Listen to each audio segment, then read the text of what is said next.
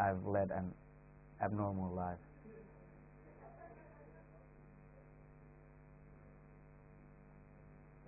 What direction do you see hip hop moving? Good, bad? Generally, or in Denmark, or In Denmark, yeah. well, we have discussed like hip hop amongst ethnic minorities in Denmark, and I see maybe two parallel societies, both in the society as generally, but also like in hip hop, because Danish hip hop is like mainly non-political, but while ethnic minorities who exercise hip hop are very social conscious and very political and very critical. So I see like a growing market for ethnic minorities in hip hop. Just during the last 2 years, we have had the first 2 or 3 or 4 releases from ethnic minority rappers. There weren't any before that, and the market. One thing is that the market is growing for this kind of hip hop, and that ethnic minorities and ethnic minorities and political rap with ethnic minorities is like growing in Denmark. So I see it like they move in two parallel societies or directions, but the conscious hip hop with ethnic minorities is like growing.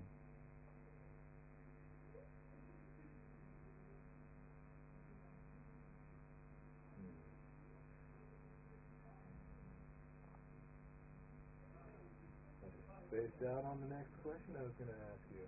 Oh. Okay, we definitely covered these.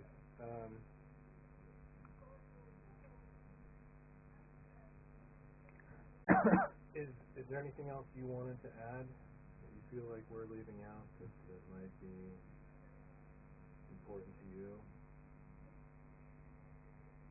I think something that we haven't talked about is that generally hip hop and maybe music generally in Denmark doesn't have the same kind of money in it as the U.S. and the market isn't that large.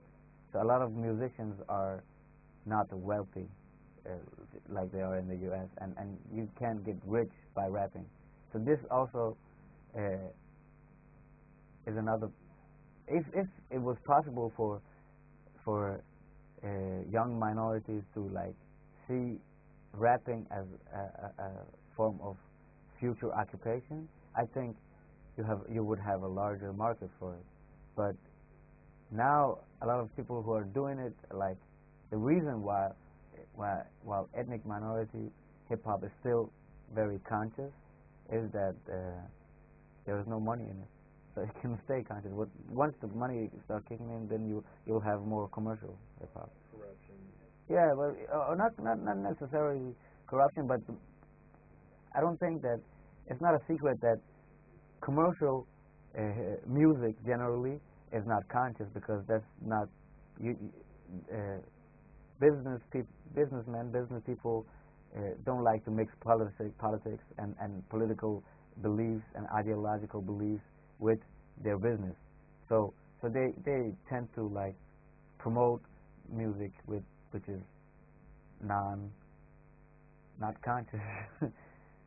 and with that being said, that I think if I would love for hip hop to have more money, so that more people can rap and the market can grow. But I think also it will not corrupt, but it will commercialize the issues that people talk about.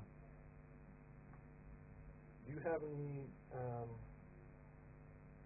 musical influences or people that have influenced you in hip hop? In hip hop, yeah, definitely Tupac.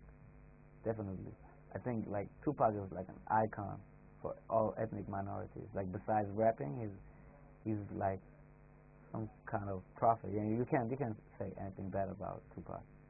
But I grew up listening to Tupac and Snoop Dogg. He was the reason I started to listen to hip hop. But I don't listen to him that more, because I don't think that I've started to listen to more conscious hip hop. Right now, I'm influenced a lot by Immortal Technique, if you know him, and Crooked Eye. He's a West Coast based rapper. He's very underground, but he's an underground king. And Lil Wayne also, but I both get influenced by the lyrical content of a rapper, but also if they have a style of rapping that I like Lil Wayne. He's not like that conscious of a rapper, but I just like his style. So I like his voice, and lyrically I'm influenced by Tupac and Immortal Technique and maybe Dead President, but style, Dog Pound, Snoop Dogg, Crooked Eye. I'm a lot into West Coast hip hop.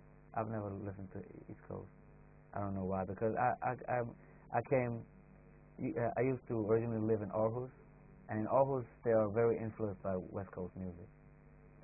So that was how my musical influence also came.